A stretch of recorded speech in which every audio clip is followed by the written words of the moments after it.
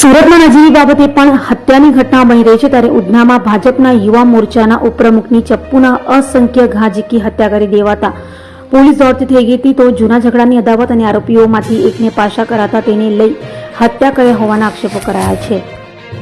સુરતના Udhna road number 6 ખાતે ધારાસભ્ય સંગીતાબેન પાટીલની અત્યંત નજીક ગણાતા અને તેમની સાથે સતત સક્રિય રહેતા મહિલા અગ્રણી જયશ્રીબેન દલાલના પુત્ર અને ડિંડોલી વોર્ડના યુવા મોરચાના ઉપપ્રમુખ જય દલાલને તીક્ષ્ણ હત્યારોના ઘા ઝીકીને જાહેરમાં હત્યા કરી દેવાતા ચકચાર મચી ગઈ છે. તો બનાવની જાણ થતાં પોલીસ કાફલો સ્થળે દોડી ગયો હતો અને ત્વરિત તપાસ હાથ ધરી હતી. જે અંગે એસીપી ચિરાગ વાડોદરિયાએ જણાવ્યું હતું કે રાત્રે આશરે 12:30 વાગ્યાની આજુબાજુ હોટલના વ્યવસાય સાથે સંકળાયેલા જય દલાલ નામના વ્યક્તિ તેમના મિત્રો સાથે રોડ નંબર 6 ઉપર આવેલી એક ભંગારની દુકાન પાસે ઊભા હતા. તે સમયે બાઇક પર 3 શખ્સો ત્યાં આવ્યા હતા. કિશન ઉર્ફે ચકલી, સોમાભાઈ પરમાર, પંકજ પાટીલ અને મિલિન કોળીએ ત્યાં આવીને જય દલાલ પર ચપ્પુ વડે ઘાતકી હુમલો કર્યો હતો.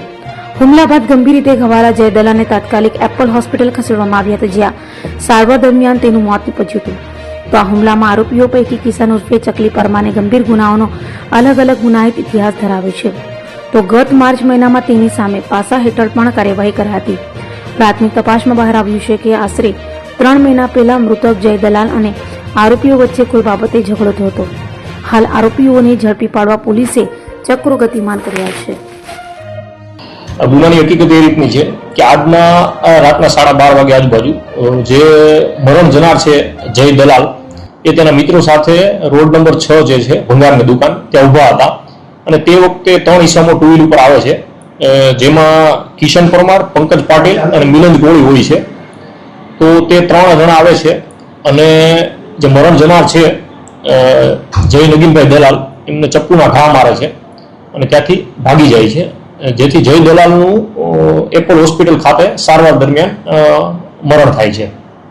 સર, હત્યાનું પાછળનું કારણ શું છે? આરોપીઓનું શું નામ છે? શું કામ કરે છે? હત્યાનું મૂળ કારણ અત્યારે એવું પ્રાથમિક જણાઈ આવેલ છે કે અગાઉ 3 મહિના અગાઉ આરોપી અને મરણ જનાર વચ્ચે ઝઘડો થયેલો જે છે અને 3 જે આરોપીઓ જે છે તેમના નામ કિશન ઉર્ફે ચકલી, સોમાભાઈ પરમાર, પંકજ પાટીલ અને મિલિન કોળી છે. મારું નામ જયશ્રી નગીનભાઈ દલાલ, મારો છોકરો જય નગીન દલાલ. એ કાલે આખો દિવસ ઘરે જ હતો. 7:30 વાગે એ મને 8:30 વાગ્યા મને કે મને જવું છે બહાર. મેં કીધું તું ક્યારે આવે? એમ કે હું જમવાના નથી. એમ કે મમ્મી મને મોડું લાગશે. મેં કીધું સારું બેટા.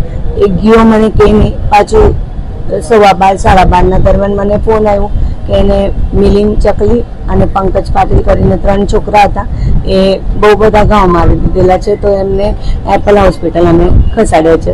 એટલે મેં અહીંયા આવી પણ મારા છોકરાએ કઈ આંખ ખોલી નહીં. મારો એકનો એક છોકરો હતો.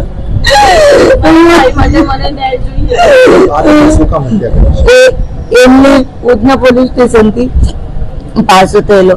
તો એમનું કહેવાનું મતલબ એવું હતું કે જય માટે અમને પાસો થયું એટલે દુશ્મની કાઢતા હતા.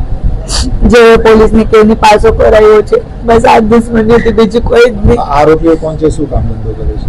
આરોપી જ છે. એ હું ધંધો કરે તો પણ મારતા જ પડે. કેટલી વાર જેલમાં જઈ આવ્યા છે.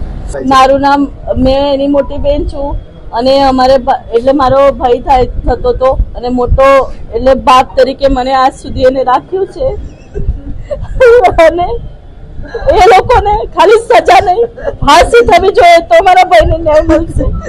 નહીં મળે તો આ પોલીસ કર્મચારી કઈ કામની, મીડિયા બી કઈ કામની ના મળે. પ્લીઝ ન્યાય અપાવજો બધા.